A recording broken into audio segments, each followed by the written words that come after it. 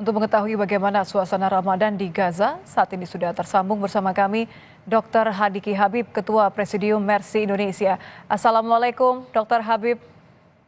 Waalaikumsalam, selamat malam.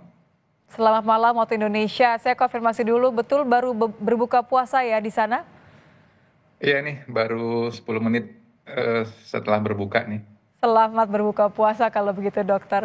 Kita bicara suasana di sana ini hari kedua, walaupun sebenarnya sudah berakhir fase pertama gencatan senjata di Gaza kan 1 Maret kemarin ya. Bagaimana kondisi warga Gaza? Bagaimana kondisi Anda saat ini?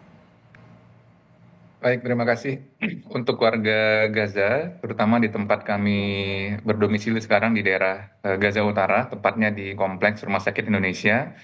Sebagian besar masyarakat memang masih tinggal di tenda-tenda pengungsian dan sebagian besar masih menggantungkan bantuan makanan sebagai sumber makanan sehari-hari, berbuka dan sahur gitu ya.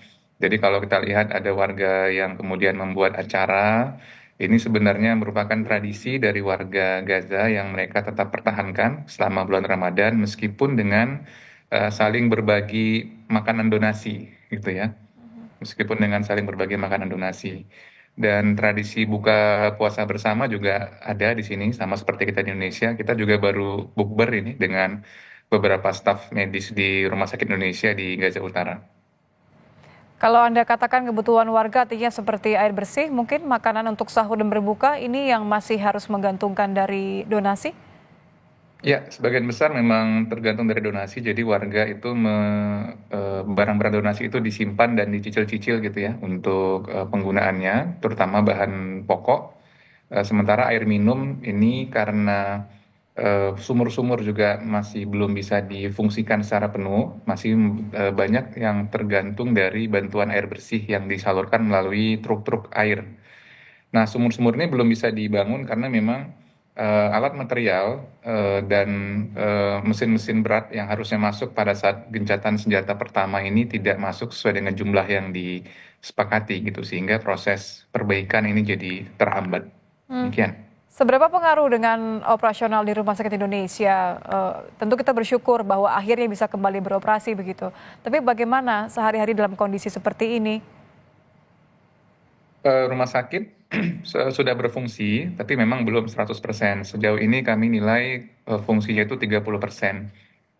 Dan seiring dengan semakin banyaknya kunjungan ke rumah sakit, karena masyarakat sudah banyak yang kembali dari pengungsian di selatan ke utara, tentu kebutuhan obat-obatan juga semakin tinggi. Nah, suplai obat-obatan ini juga yang kita lihat hari ini sudah mulai semakin berkurang, sehingga penggunaannya ini mulai dicicil-cicil gitu ya, untuk obat-obatan dan alat-alat medis habis pakai. Nah, kita berharap memang hak warga negara di sini tetap bisa diberikan gitu ya, yaitu mendapatkan akses seperti kita di tempat lain gitu, tidak dibatasi atau malah dihentikan sama sekali. Karena itu memang hak dasar mereka sebagai warga yang merdeka.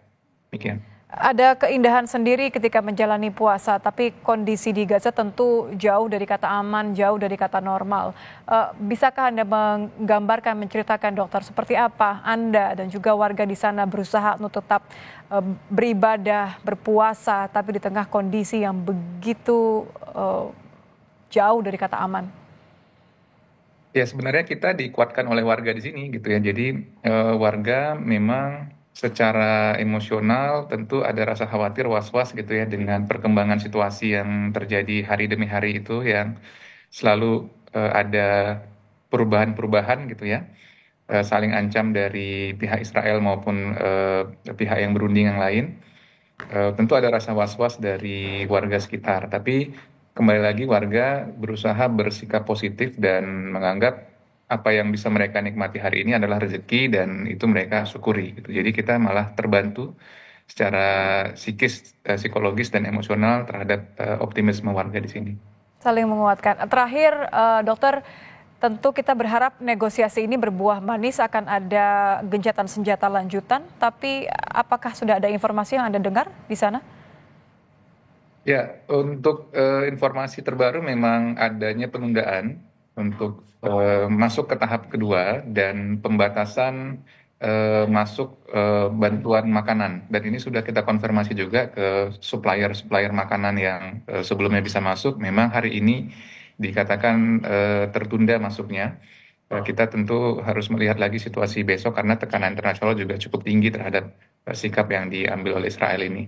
Tapi warga merasa cukup khawatir dengan situasi ini karena memang kebutuhan bahan pokok itu merupakan haknya mereka yang harus diberikan sebenarnya. Baik, terima kasih Dr. Hadiki Habib, Ketua Presidium Mercy Indonesia. Doa kami dari tanah air untuk Anda, keselamatan dan juga insya Allah menjalani bulan puasa dengan khusyuk. Terima kasih dokter sudah bergabung bersama kami.